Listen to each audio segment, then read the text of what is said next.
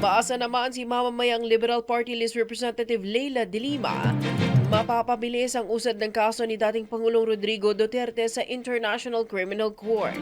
Ginawa ni de Lima ang pahayag makaraang pangalanan na ng ICC, Office of the Prosecutor, and co-perpetrators ni Duterte sa madugong drug war sa Pilipinas o yung nangyari nung nakaraan nitong administrasyon. Kabilang sa umano'y tumulong sa pagpapatupad ng pinaigting na kampanya ng Duterte admin laban sa droga sina Senator Bato de la Rosa, Senator Bongo at dating Justice Secretary Vitaliano Aguirre II.